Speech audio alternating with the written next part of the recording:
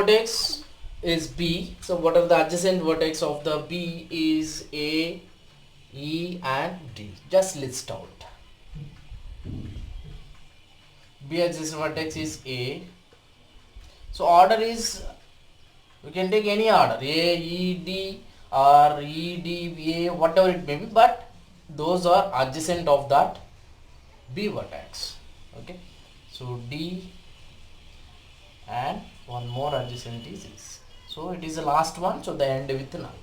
Next, adjacent of C vertex. One is A and another one is D. So there is no other adjacent vertex, so simply end with null. So then followed by same procedure for all the vertices which are having in the graph. A and D, B is the adjacent vertex, as E is the one more adjacent vertex, then null. Then E also having two adjacent vertices, B and okay.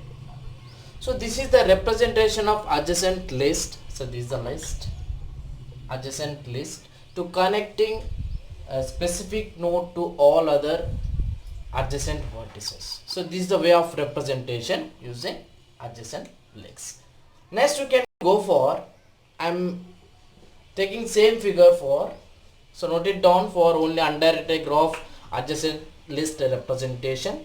Then go for another representation is directed graph adjacent list representation. That is a subheading, directed graph adjacent list representation.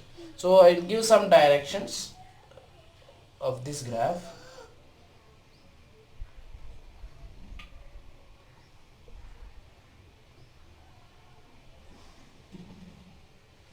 So these are the directions. If you follow this direction, the graph will be slightly changed, because of we are only allowing the directions of the specific adjacent vertices, not to all. So like undirected. So now the graph is directed graph because of having the directions of each and every edge, and now we are going to create a list of those adjacent. So 5 vertices as it is, we are taking 5 vertices from the graph. Then take based upon the adjacent or direction of edge, you can go for adjacent vertex. So A having how many adjacent vertex of forward directions, A to B and A to C. So now here having only 2 adjacents. That is the difference between undirected graph and directed graph, and followed by C. So it is null. Next, B having how many, let us take this one. So B having how many forward direction edges or adjacent edges. So adjacent edges is in directed graph D and connected to E, so null. So next, C, similarly follow the same procedure. C having only one D, there is no adjacents from the C except D. Next, from D, E and A. So please observe the direction of edge, arrow direction is the forward or coming edges or outgoing edges. We are only consider the outgoing edges because we are moving from node to another nodes. Okay. Next, finally E having nothing. It doesn't have any adjacent vertex, so it doesn't. It is a null. So this is the way of representing a directed edge graph. Okay. So now one more type of graph we are taking as input, and how to represent adjacent list for that graph. The next graph is weighted graph, weighted directed graph, weighted directed graph.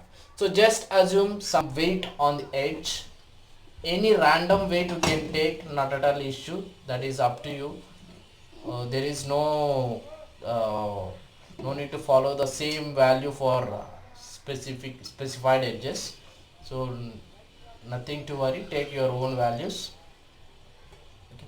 So this is the edge having weight and it is must be directed. Directed means the edge having the arrow and the edge having, top of the edge having some cost or weight.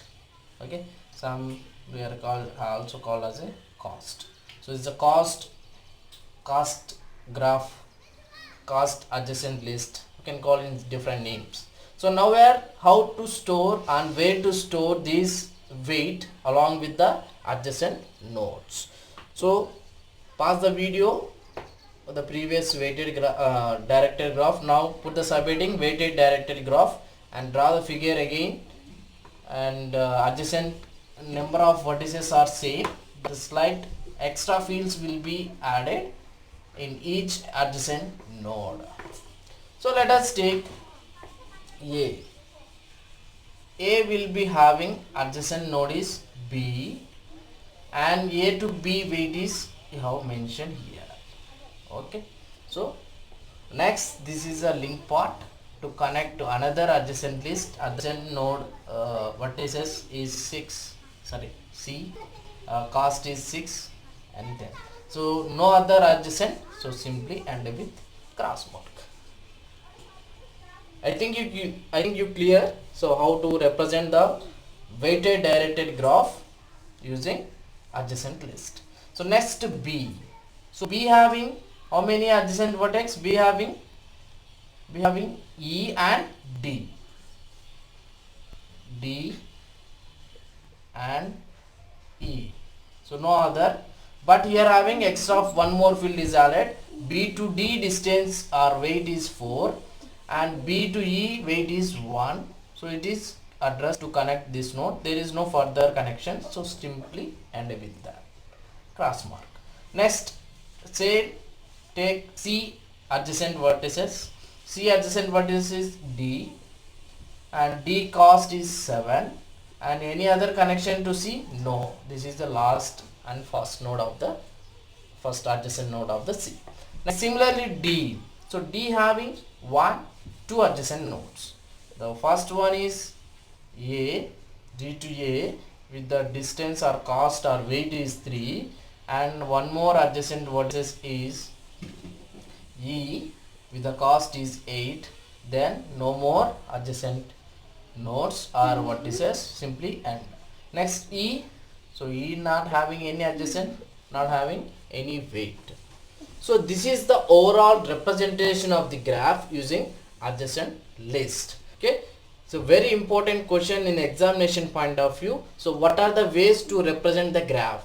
So graph is represented in 2 ways. One is the adjacent list and adjacent list. Adjacent list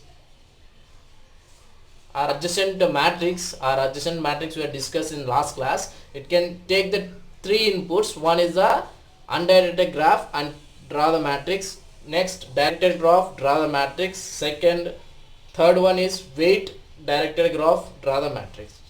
3 figures for the one representation. Next, go for adjacent representation. Here also take normal plain graph, that is undirected graph. Take the list and list out the adjacent vertices in suitable form. Next, directed graph, take the adjacent list and connect the adjacent vertices to that nodes. Next, last one, weighted directed graph or cost oriented directed graph, whatever it may be, they called either weight or cost or distance, all are same.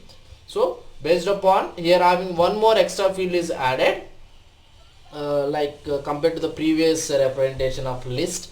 Here along with the adjacent node, what is the weight of that node to adjacent node, you have to mention.